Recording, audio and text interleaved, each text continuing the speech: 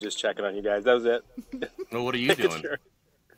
Oh, we're on the pier, I guess. Out here. Right. Where's But all right, here? have a good show. Beautiful European Love you guys. country, and you're calling to check in on us. Yeah, what an asshole. Hey, by the way, just living my best life. Fuck you. Powered by Riverside FM. Is it that one? Yeah.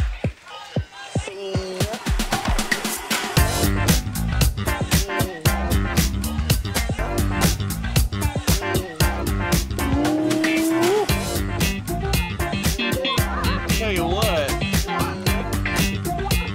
this past week was a Friday in a September, so I declare it spooky season. We're in spooky season now, okay? So y'all just get ready. We're at a show called Popcorn and Beers, where some use tomatoes and others use thumbs. We use the stuff that gets you drunk. I'm drinking coffee. Sorry, I'm out of character. Same. It's a Sunday morning, you know what I mean? My name is Josh. We're joined by guest star Maye. Say hi. Hi, you guys. Thanks for having me. Yep, cool shirt you got Yeah. on there. I'm not sure if anyone's seen you. your cool shirt.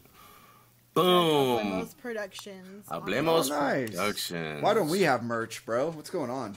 I don't know. I'm writing down slogans like Colonel Mustard's definitely going to be a shirt. But anyway, Colonel Mustard himself, Jordan's here as well. What's up, man? Hey, man, not much. Good movies coming out. Excited to talk about what we big watched movies. this week. All right. Well, speaking of what we watched this week and spooky stuff, let's hit it with the old butter.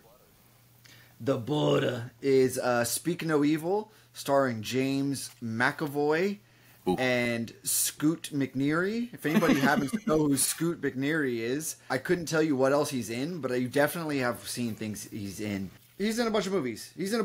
Okay? Oh, he's in movies. He's in a bunch of movies. Okay? This movie is a thriller killer movie that is a very slow burn. Like, the movie's pretty short. It's about an hour and 45-ish minutes. And nothing particularly odd, like spooky odd, happens until maybe like an hour and 15 into the movie. Like, it's just kind of this weird relationship drama, and this couple has inappropriate humor, and then the wife is just kind of sucks, like Scoot McNairy's wife. I'm telling you, she's like a genuinely really annoying bad person throughout the movie.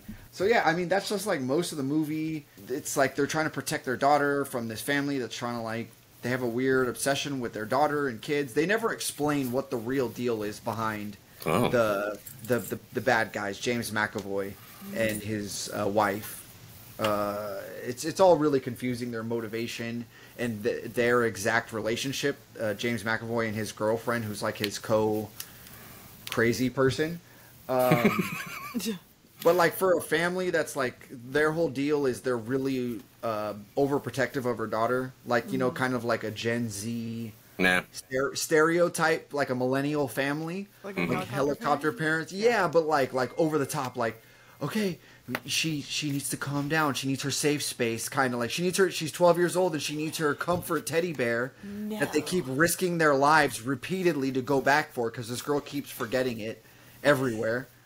Literally, like 2 or 3 times in the movie, they're about to make their escape, and they're like, "Oh no, the teddy bear! We have to go back." Yeah, it's annoying. Yeah, just an hour and a half into the movie, nothing really happens. But all in all, when the action gets going, it's pretty good. James McAvoy does his good like Cape Fear, crazy guy thing. Sometimes it's a little like, he kind of overdoes it. He kind of crosses the line here and there. It all just kind of devolves, like all the action sequences. It just happens. They don't leave enough time for it.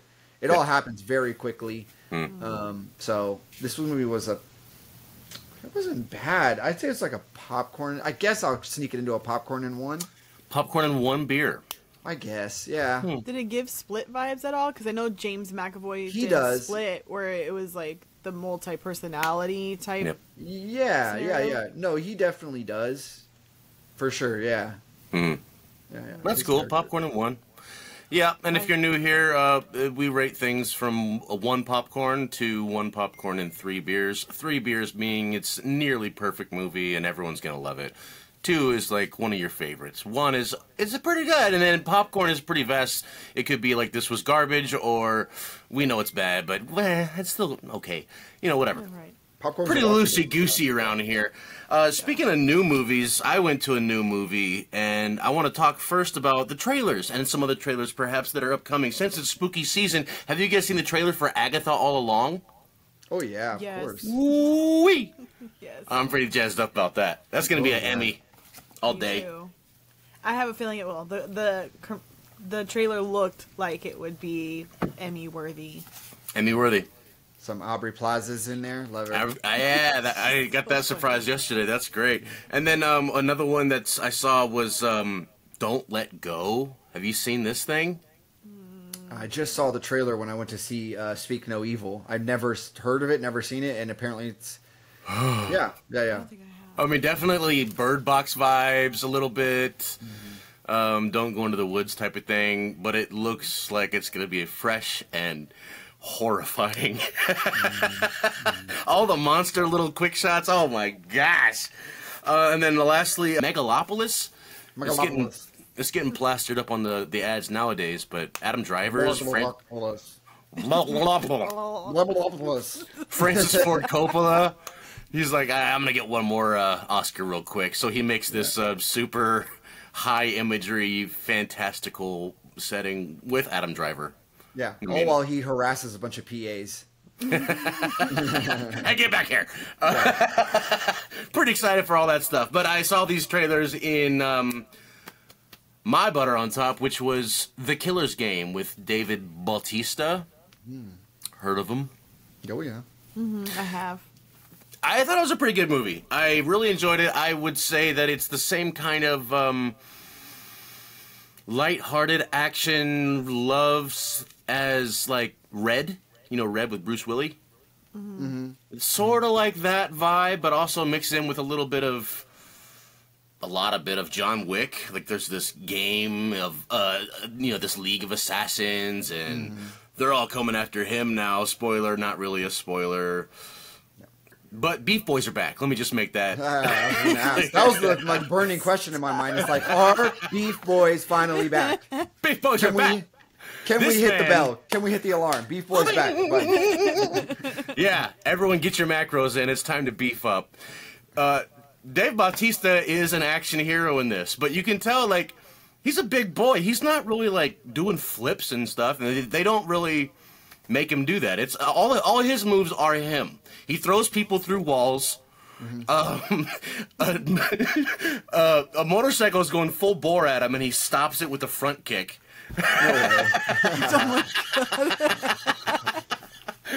Like But- no. All his moves are like straight up barbarian, and it's really cool. I like all that. So Bautista's performance was pretty good too. I like his acting. I like his presence. I like his timing. There's an inordinate amount of grenade dodging. Like multiple times the scene happened where like the grenade like falls at their feet and they're like, oh and then they do a big dive. But like every time they're like 2 feet away from this grenade when it pops. Like and then Terry Crews is in it. He does that twice in a row. Same scene. You can dodge a wrench. You can dodge a grenade. Dodge a You might as grenade. well. They do a little bit of multicam play with like they used to do a lot with like Ocean's 11 type montage, a lot of like different things happening on different screens at once, and then they slide together and blah blah blah. the Danny Ocean's 11 thing. Yeah. Heavy blood play? There's blood everywhere. It was full of kooky characters, a lot like Smoking Aces. Kooky! Like they had the sexy leather catsuit lesbians with grenade launcher team, and then they had the Scotsmen, just 2 Scottish guys that punch people. They had there was the Matador, and he danced all this. And, Oh my gosh, no.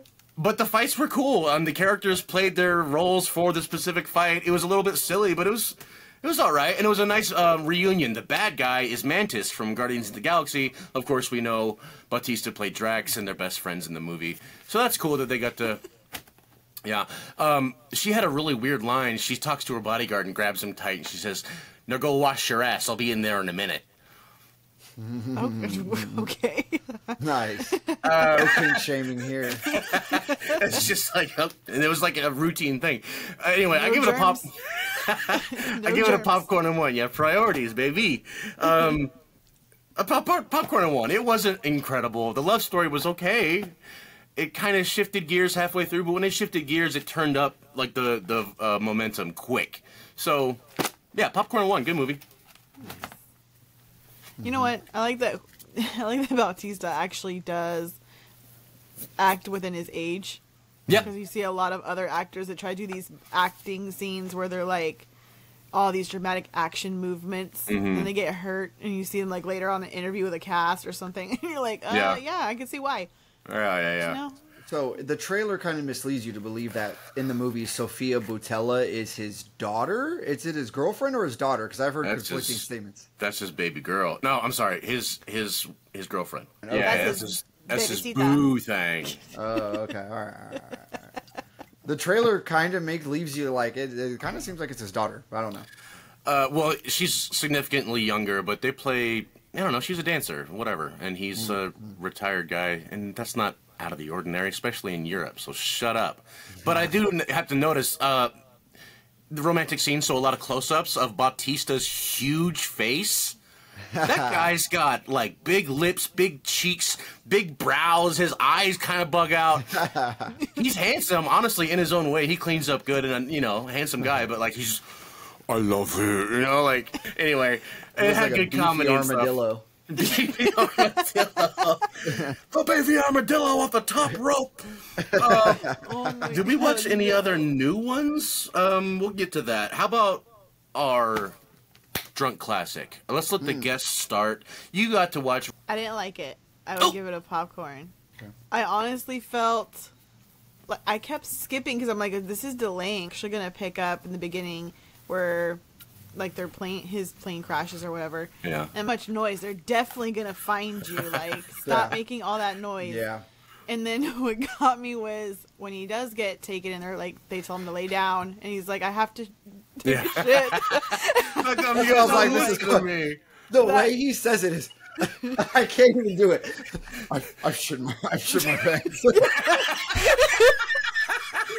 That was like my favorite part of the whole thing. That's the only thing I kept thinking back. Come on, guys. I said I have to go to the bathroom, and now I shit my pants. I can't. He does it so straight and so calm. Yeah. I shit my pants. I was like, I can't. What does he think this is? They captured you. They're not gonna let you go to the bathroom, and then he comes out and says that. I was like, oh, It's hell like, no. believe me, sir, they know you've shit your pants. They know. That was just my only favorite part of the whole movie. Yeah. I didn't That was care great. about anything else. Oh boy. Dang. Okay. Well, Christian Bale's performance not for you.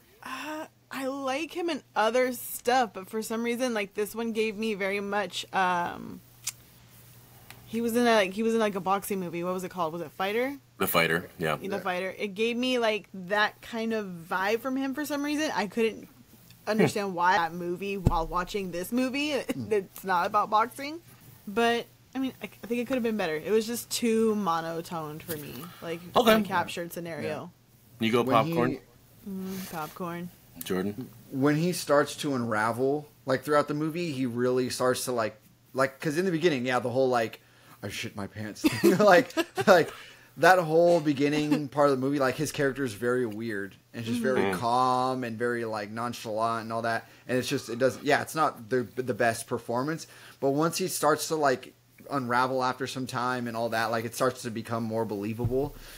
His relationship with the really weird crazy guy that doesn't want to leave, he's afraid like, they're gonna rescue us any minute. Charles Manson. Yeah, that's hilarious. That whole dynamic, especially at the end, like, where were you? Give me your bullets. Give me the machete. And they're fighting. That was really funny. they have really create. Like, I like that this was a Vietnam POW camp movie, but it wasn't like super hardcore on like, gruesome torture. Yeah. Like, they're creative about the way that they were kind of torturing him. Like, So yeah, I mean, himself. yeah.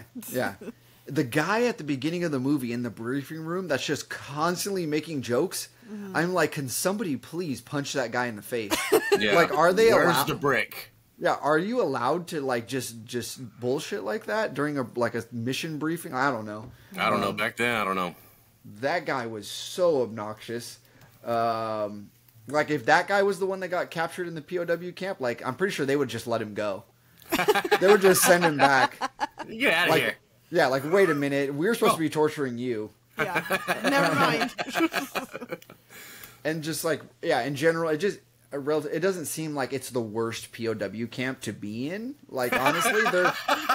Well, it was one of the first POW camps to be in, for one. Yeah. They hadn't perfected the craft of the POW torture camp, but they're kind of just chilling most of the time. Yeah. Like, the food is really bad, but for the most part, they're kind of just chilling.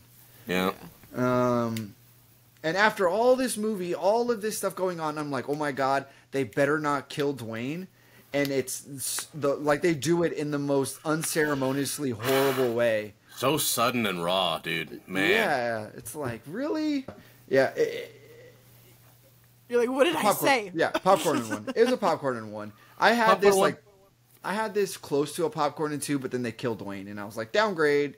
Total popcorn in one. Total popcorn in one. Well, I didn't look into the accuracy to the truth of the story, but it's a real guy, real happenings. I thought it was interesting. This movie takes place just before the conflict starts.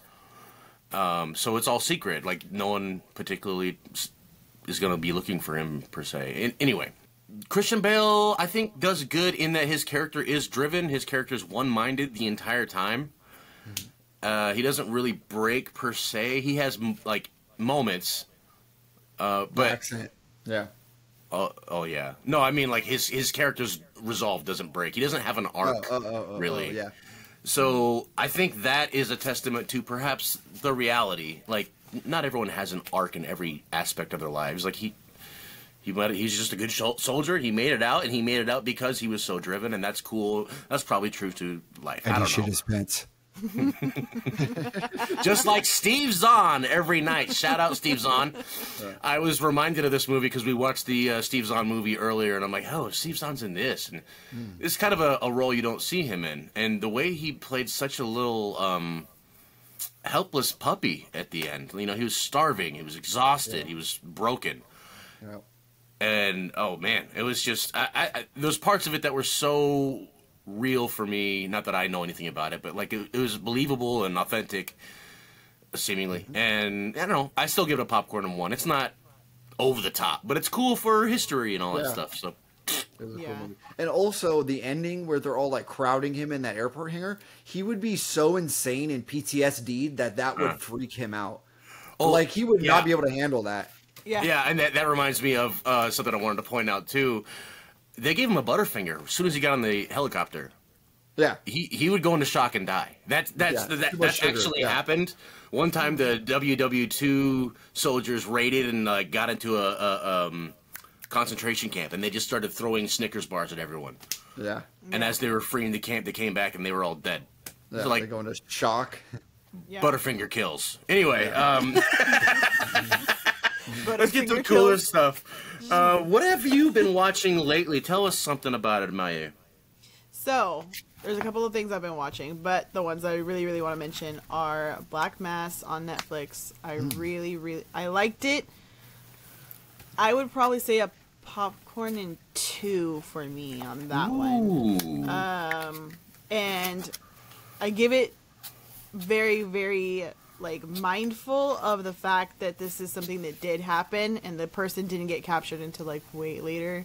It's basically talking about James Whitey Bulger, and Johnny Depp is in it. So is Jesse Plemons, Joel Edgerton, and then Dakota Johnson, Kevin Bacon's in it. That's Wow. And what's that guy? The guy who plays Doctor Strange. It's Benedict Cumberbatch. Cumberbund. So they're Cumberbatch. essentially telling his story, right, of when he starts and how he has all these people come in. They're going to be witnesses to the fact that he's this crime boss. And when I say he, I mean Johnny Depp, which would play James. But what got me, and I started cracking up, was that he has this banter and it almost makes him look kind of human-esque, because I think that when you're a person like that who's a serial killer, you really lose all of your humanity. And he tells his wife or his girlfriend, I don't know if they're actually married in the movie, they never like addressed it, but he's gonna go wake up his kid when he gets home, and she's like, you better not wake him up. And it's almost that very human, you know, like the dad gets home from work type thing. So it reminded me of that. I'm like, oh, so he does have a heart. And then next thing you know, he's like choking someone out. And I'm like, no, he doesn't. Never mind. It was good in the fact that it showed how politicians and police officers can be very corrupt when it comes to criminals and criminal activity. But it also shows the lack of care for other people's kids, because there was one guy who had his stepdaughter became his mistress. Oh. And he raised her from like the time that she was young, but because she knew too much, Johnny Depp's character James Whitey had to axe her out. Oh, And so I'm he's like, a conservative. apparently. Zane. Apparently, I was like, oh no, girl, don't go in there. Don't go in that house. Don't. It's not a safe house. You're not safe. Get out. But no, she didn't make it. So that one would definitely be a pop into for me when it comes to time period pieces. Time periods? Yeah. What about Jordan? I liked it. What do you got? What do I got? Speaking of time period piece, I finished watching Shogun. Frye reviewed it a while back when it was still pretty fresh, and I had watched only the first like maybe half, and I was in. I lost it for a while. You know, it's one of those shows where it's hard to watch it all the way through. They have it in English dubbed, but if you watch it with the subtitles as it should be watched, you know, it's just you have to pay. It has to have your full focus, otherwise you're missing. It's so dialogue heavy that you miss something and you're like, oh man, I don't know what's going on here. But yeah, like I said, the beginning had a really strong pull. It got pretty dull for like, it's a limited series, so it's 10 episodes.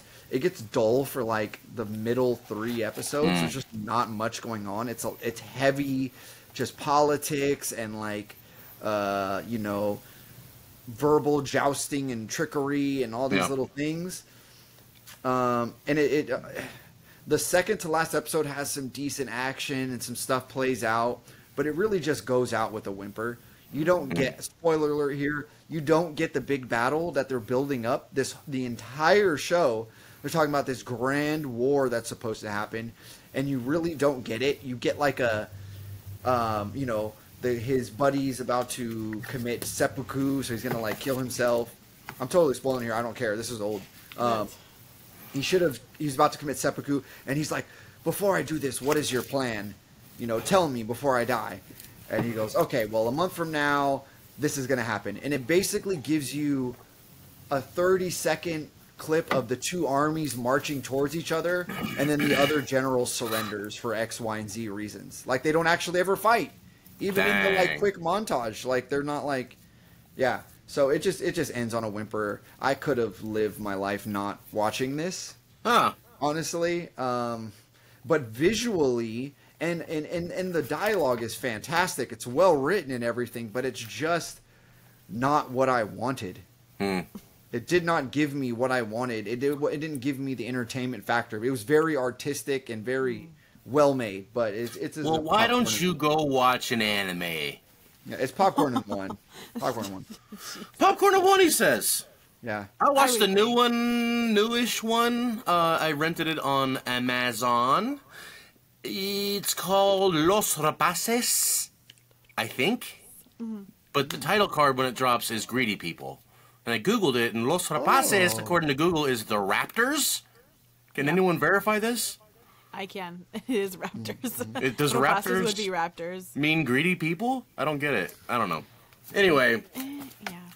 this is a movie with a huge cast. One of our favorites, Mr. Joseph Gordon-Levitt. I call him Jogo Leviton. Jogo Levitt. Also, Uzo Aduba, or Crazy Eyes from Orange is Black. Himesh Patel, the guy from Yesterday. Yesterday, and his girlfriend in that plays his wife in this, Lily James. Joey Lauren Adams, I forgot who that is. Who cares? Jim Gaffigan's in it briefly. Simon Rex, a.k.a. Dirt Nasty's in it. Dirt Nasty. He's making a comeback. And then Tim Blake Nelson, you might know him from my favorite line, "We thought you was a toad." Great cast. Cool movie. It's like very Coen Brothers. Like, it's just a cast of characters, something crazy happens, and then it's all a bunch of, like, you know, people going this way, that way, and then things don't work out for anyone, and, you know, very much like half of the Coen Brothers movies. Points down for a dead dog. What the hell? It was important to the story, and they got what they deserved in the end, but, like, come on now, dude.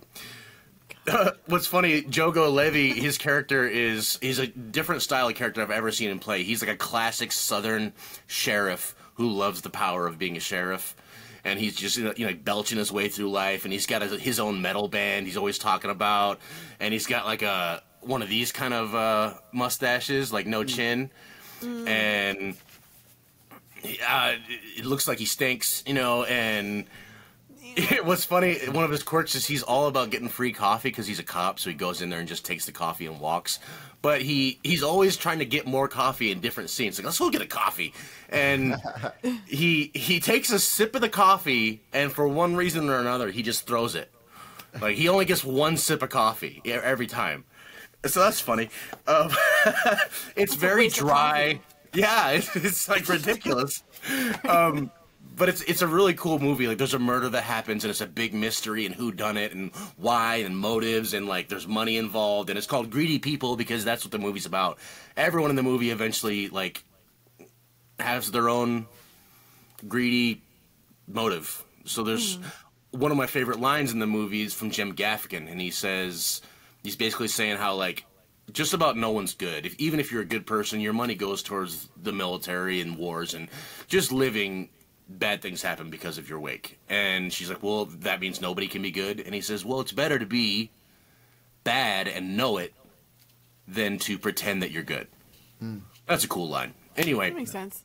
it has some really good dialogue, and it's funny in the way that it's like so strange. Oh, I remember. What's her name? The person that I said that I don't remember. Joey Lauren Adams. That's Chasing Amy girl. She's in it. Okay. Anyway, hint of Coen Brothers, a lot of potentially quotable lines, great performances all around, nice little bow at the end. Popcorn and one. Yeah, I've wanted to see that. That movie's been on my radar. Yeah, it's good. Okay. I also watched Cocaine Hotel, not to be confused with Cocaine Bear. Okay, same thing. It has Danny Pino, which a lot of people know from SVU, Yul Vasquez from Promised Land, and it also has Chiklis. I don't even know how to pronounce his last name. Chiklis. Or Michael Chiklis. Mike I think Chiklis, he's yeah. the one Michael who Chiklis. plays Thing, right? In Thing, Fantastic yeah. Four? Yeah, he's the Shield, yeah. Yeah, so I was like, I'll watch it. Like, I got some characters I want to see what they do. Essentially, it's the 70s, 60s era in Miami, and it's about this guy who, he's kind of the manager of the hotel, has a lot of family dynamics that are going on, and he tries to keep those personal and very quiet. He kind of, doesn't want people to know who his brother is, so he changed his name to Roman Componte, and then his brother is actually Nestor Cabral, which is a drug lord, so to speak, kind of. He's like a lower level. They're using the hotel mainly to, be able to exchange and stuff like that without the little brother's permission, which would be Danny Pinto. And then Michael plays the agent. He's Agent Angel Zulu, and he gets kind of wind that they're brothers, and he's like, okay, I can use this to my advantage. So he threatens him, like, if you don't help me capture your brother, I'm going to take your daughter and put her into foster care, and there's going to be all this stuff. You're going to be deported back to Cuba, and there's a lot of good shootouts. The woman who plays, we think she is, like, me and my family think that she's Camelia La Tejana, which is an actual character, but they never really say her legitimate name. She's just pure evil. Like, that woman did not care whose child was in her way. And so I would give this probably a popcorn and 1, only because I felt like they left a lot of things out in reference to the opposite cartel trying to get involved. It would have made everything more full circle if they would have explained more of the female's role. It's hard work in Hollywood. It's really, really hard. And I was like, but I would watch it again. So I would watch a season 2 if they had a season 2. Cool. Just to see if they tie those loose ends together. Yeah. I watched Adam Sandler's new Netflix special. It's called Love You. And, Sandman. The Sandman. This is doing some heavy PR for what a nice guy Adam Sandler is, which I think we all already believe. Like, he's kind of genuinely a nice, pretty humble guy. But the whole kind of gimmick in this act is that, he's supposed to have dropped in on some random comedy club, which it's kind of scripted, but then it kind of, sometimes things kind of feel like they're not. That it's supposed to just be like this show from hell.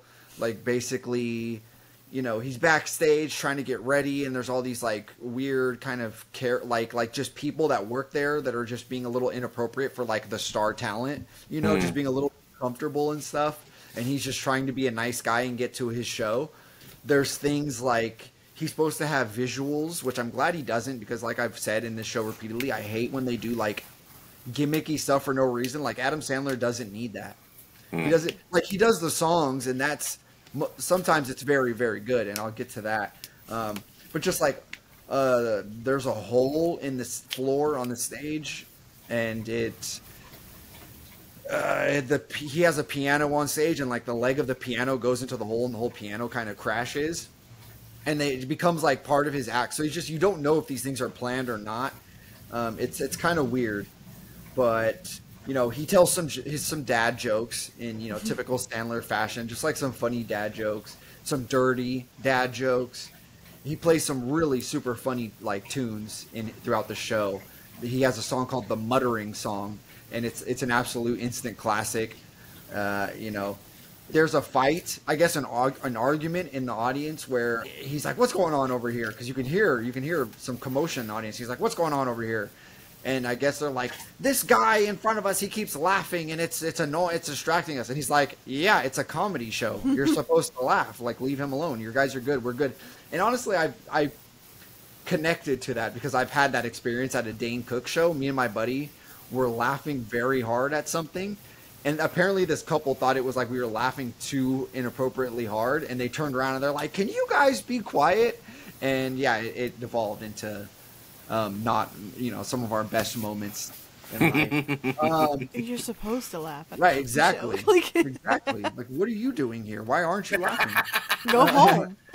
Go home and watch it on TV. He has a classic bit about a guy. I don't want to really spoil the joke, but basically it's a guy comes out of the bathroom and he goes, "Oh man, it was a no wiper. Don't you love that?" And he's like, well, what do you mean it's a no wiper is really a one wiper? Like, you have to test whether it's a no wiper or not. There's no such thing as a no wiper. Like, how do you know? Ew. And he's like, nope, man, I just know. And it devolves into an even funnier punchline than that that I don't want to spoil because it's such a good joke. He has, come on, you've had a no wiper before. This guy smells like shit. He has cameos from his famous friends. The guy from The Water Boy with the cross eye that plays his teammate. You know what I'm talking about. That guy who's in a lot of his movies. Yeah. That guy. And a really swollen-looking Rob Schneider. Very swollen-looking Rob Schneider. It must be all the right-wing politics getting to his head. Yeah, he's because he doesn't look great. It'll But age you. It'll yeah, age you. yeah. This was a popcorn and two. I very much recommend going and watching this. Yeah, that's surprising. I mean, I like Adam Sandler, but I just heard recently that it was like kind of whatever. But I had low expectations for it, and I was laughing throughout. Like I was pretty surprised. So it was good. What's up? Yeah, I saw some laughing too. I was looking for some stand-ups on something. I think it was Netflix, maybe it was YouTube. But it appeared to be a new special. Turns out it was an old special from like 2015 or something. I don't know. New to you. But it was new to me. 800-Pound Gorilla by Nick Offerman. I like Nick Offerman, also known as Ron Swanson, and the husband of Megan Mullally, the lady from Will and Grace. It's pretty good. It was pretty dang good the whole way through. I don't know if anyone's familiar with Nick Offerman's comedy particularly. He's a good writer. He's a really calm writer. He makes dick jokes just as elegantly as he makes thoughtful remarks. It's not for everybody. Not exactly dad jokes, but it's in that realm sometimes. But he also talks about eating butt. You know what I mean? It happens. It happens. Once in a while, like, he has, like, chapters in this segment where he sings a song in between. And his songs are always funny. I forgot exactly which ones were great in this one, but he always does funny songs. And they're, like, kind of like folky, like ding-da-ding-da-ding. I saw him live one time. He did the same thing. And it was pretty good. I give it a popcorn and 1. Okay. Yeah. Okay. I'll check that one out again because I think I did watch it. But it's funny. I'll check it out again. I watched Billy the Kid. I really, really liked it on MGM Plus. Same streaming service as Cocaine Hotel. I watched that one before Hotel Cocktail. I'm really pissed that they don't have another season of Billy the Kid on there already because I feel like I'm a binge watcher. So anyone who knows me, I like to just sit there and watch all the seasons. I don't like none of this half-season shit. Just give me the full season. Assholes. So it gets me really, really annoyed and irritated that they did like a half season and then they came back and only did 4 more episodes. And no, this is not okay. No. I had everything set up. This one I actually would give it a popcorn in 3. Whoa! To be honest, nice. I would definitely give it. It doesn't have anything to do with what we've seen with like is it Martin Sheen and yeah. And them. It doesn't have to do with that Billy the Kid. It's very different. It's on its own, but it kind of gives you more of an understanding of who Billy the Kid is and kind of how he came to be. And it also shows, they don't say it's Jesse James, but I think it is. Just because his name is Jesse and they happen to be really good friends in the beginning. There's a whole dynamic there of, like, you can see he has this protectiveness from women. Like, he doesn't like anyone disrespecting women or Mexicans at the time. Because he was, like, kind of in that area where he was Irish, so they were kind of the outcast too. Oh. And he developed a friendship with one of them, and one of them was murdered right in front of him, and he was very upset about it. So it just kind of shows you like how he gravitates towards people and a specific group of people. But he's kind of the one that outsmarts everyone. So it shows you that like his mom was a teacher, so she showed him how to read, like how to use actual logical thought. And everyone's like, I want to learn from you. And he's like, I'm no one special. And he's like trying to be humble about it. I really liked it. And I like the fact that they kept a lot of I want to say like the beginner actors at a minimum.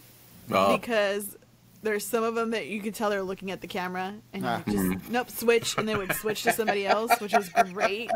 I was like, okay. That was kind of funny. And then I liked the horse scenes. I will say that it almost... Horse girl. It almost became a Poppin' 2 because there was a couple of horses that I wasn't sure were going to make it. But I'm like, okay, no, never mind. They're fine. But definitely, I recommend it. Anyone who can watch it, go watch it. I need another season. Okay. You think it was like historically accurate in the way Vikings was historically accurate, quote unquote? Almost. I think that they got pretty close. I think there's a couple of things that they need to clean up to get historically accurate.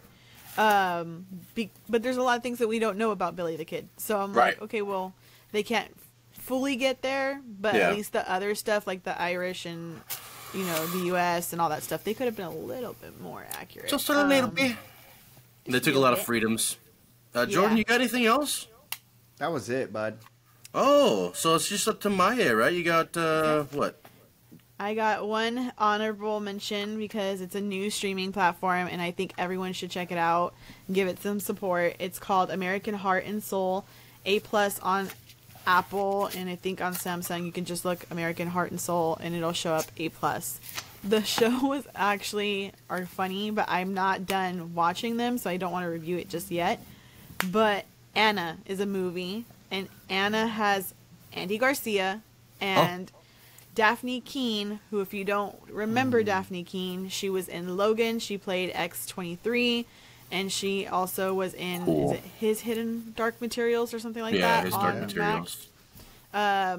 So I love it. It's essentially Andy Garcia is a Cubano from Florida who moves to Puerto Rico because he wants to have his own business, a dealership, a used car dealership, but he sucks at it because he's losing his business. They're going to come repossess all the cars. He thinks that he has like a couple more weeks to get the money for the bank. Does not. They take all his cars, but it looks like the neighbor across the street is getting arrested. Her daughter decides to hide in one of the cars, which happens to be his car, so that way they don't take her into the system. And now he's stuck with this kid that he really doesn't want to deal with. And so she's kind of getting him into trouble. She goes, you got to work on your hustle. So she's over there pretending like she's, like she can't move, like she can't walk in a fake wheelchair that she asked the handicapped person to borrow. So that way she can go ask for money. And she's like, so yeah, I got you like $500. And he's like, no. He's like, I don't want to deal with you. I want to take you to whoever your family is and leave you alone. Mm-hmm. And so it's basically this journey of him having to find a way to get his cars back. But he goes to rooster fighting to try to go get his money back and loses. So now he owes them $5,000 on the loan shark. And that makes it worse. So now him and Anna are on this little, mission to go get her to her dad, but her dad's a douche. Hijinks ensue. Yeah.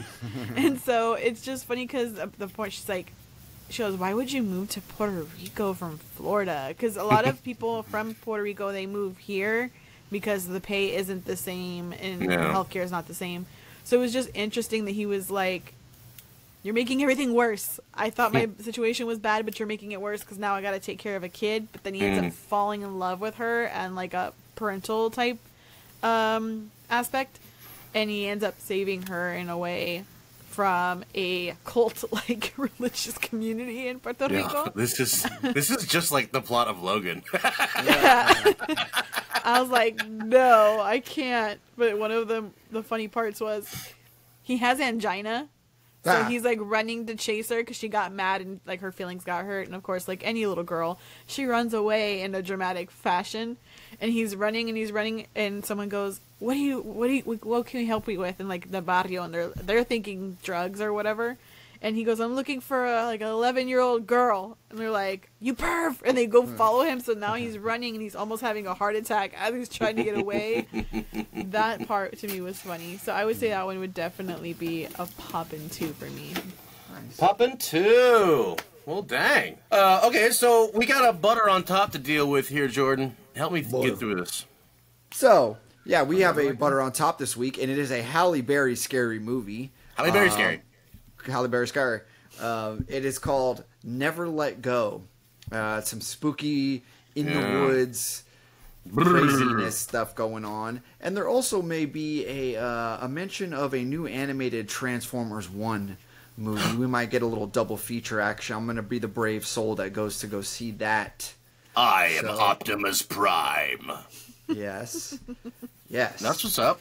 And is it who's picking our drunk classic? Is it you?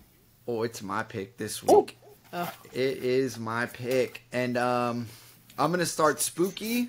I'm not going to go full-blown horror yet. I'm going to give it another cycle of classics. I'm going with an alien abduction-centered film. It has got bad reviews, but I always thought this was a wonderful and horrifying alien abduction movie, and it is called The Fourth Kind. Oh, not what I thought it was going to be. The Fourth Kind. Yeah, what do you think it was going to be? It was a movie with, she's a redhead lady, and it's about, like, they took her kid, and you don't find out that it's aliens until the very end. At first, it's just like, your kid Alaska, never existed. right? And I don't remember exactly. I feel like you are talking about The Fourth Kind. Is it The Fourth Kind? The Fourth Kind. I don't know the movie. Anyway, well, okay, that's the show, guys. Yeah. You guys and your scary movies. Jesus. Yeah, we might not go all scary all month or month and a half, but we're going to sprinkle some in because it's spooky time, babe. I'm going to find a cool movie about some witches. I want to watch a witch movie. This has been Popcorn and Beers. We love you very much. We'll see Frye next week. And you bring the popcorn, we bring the beers, all right? Sounds good. I'll bring popcorn. All right, bye, guys.